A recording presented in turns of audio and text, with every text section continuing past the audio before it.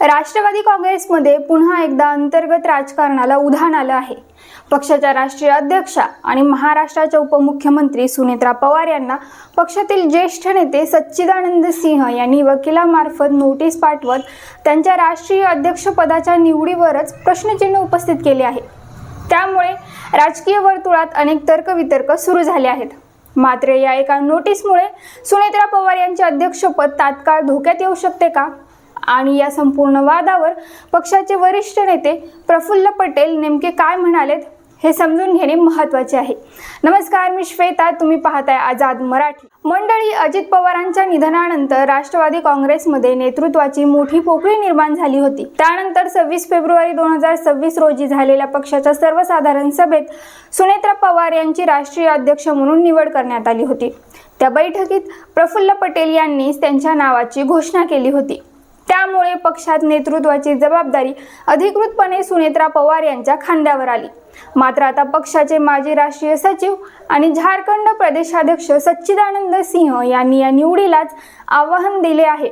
त्यांनी 9 जुलै रोजी पाठवलेल्या कायदेशीर नोटिशीत 26 फेब्रुवारीची निवड प्रक्रिया पक्षाच्या घटनेनुसार झालेली नसल्याचा दावा केला आहे। त्यांचा मुख्य आक्षेप असा आहे की अजित पवार यांच्या निधनानंतर निवडणूक आयोगाकडे सादर करण्यात आलेल्या सुधारित घटनेनुसार नवीन राष्ट्रीय अध्यक्ष निवडले जाईपर्यंत कार्यकारी अधिकार प्रफुल्ल पटेल यांच्याकडे होते। त्यामुळे राष्ट्रीय कार्यकारिणीची बैठक बोलावण्याचा अधिकार त्यांच्याकडे असताना ती बैठक ब्रिजमोहन श्रीवास्तव यांनी कोणत्या अधिकाराने बोलावली असा प्रश्न त्यांनी उपस्थित केला आहे। इतकेच नव्हे तर 18 फेब्रुवारीला निवडणूक आयोगाकडे पाठवण्यात आलेल्या पत्रासाठी तत्कालीन राष्ट्रीय कार्यकारिणीची मंजुरी घेण्यात आली नव्हती असाही आरोप त्यांनी केला आहे।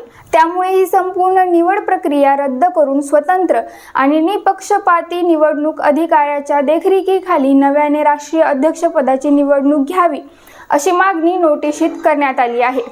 ही नोटीस समोर आल्यानंतर राजकीय चर्चांना वेग आला असला तरी या प्रकरणावर प्रफुल्ल पटेल यांनी अत्यंत स्पष्ट भूमिका घेतली आहे। त्यांनी सांगितले की या नोटिशीशी त्यांचा कोणताही संबंध नाही आणि या नोटीसला फारसे महत्त्व देण्याचे कारणही नाही। सुनेत्रा पवार यांची निवड पक्षाच्या घटनेनुसार आणि सर्व नियमांचे पालन करूनच करण्यात आली असल्याचे त्यांनी ठामपणे सांगितले। प्रफुल्ल पटेल यांनी आणखी एक महत्त्वाची बाब स्पष्ट केली। अजित पवार यांच्या निधनानंतर पक्षात नेतृत्वाची पोकळी निर्माण झाली असून पक्षात काही संघटनात्मक सुधारणा करण्याची गरज असल्याचे मत त्यांनी यापूर्वी अनौपचारिक चर्चांमध्ये व्यक्त केले होते। मात्र त्या मताचा आणि सच्चिदानंद सिंह यांनी पाठवलेल्या नोटिशीचा कोणताही संबंध नसल्याचे त्यांनी स्पष्ट शब्दात सांगितले। त्यामुळे त्यांच्या नावाचा या वादाशी संबंध जोडण्याचा प्रयत्न चुकीचा असल्याचेही त्यांनी अप्रत्यक्षपणे स्पष्ट केले। दरम्यान पक्षाच्या वरिष्ठ नेतृत्वानेही या नोटिशीकडे गांभीर्याने पाहण्यास सुरुवात केली आहे। सच्चिदानंद सिंह यांनी स्वतःच्या भूमिकेतून ही नोटीस पाठवली आहे की त्यामागे पक्षातील इतर कोणत्या वरिष्ठ नेत्याचा हात आहे याचीही पडताळणी केली जाणार असल्याची माहिती समोर येत आहे। त्यामुळे हा वाद केवळ कायदेशीर राहतो की त्यामागे मोठे अंतर्गत राजकारण दडले आहे याबाबत उत्सुकता वाढली आहे।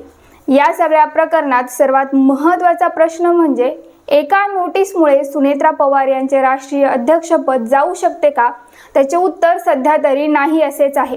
कारण एखाद्या पदाधिकाऱ्याने नोटीस पाठवली म्हणजे त्याचा अर्थ त्या पदाची वैधता आपोआप संपते असा होत नाही।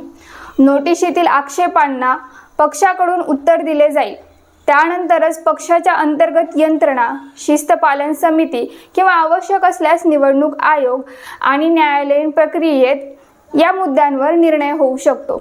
अंतिम निर्णय होईपर्यंत सुनेत्रा पवार यांचे अध्यक्षपद कायम राहते। या वादात आणखी एक राजकीय पैलूही चर्चेत आहे।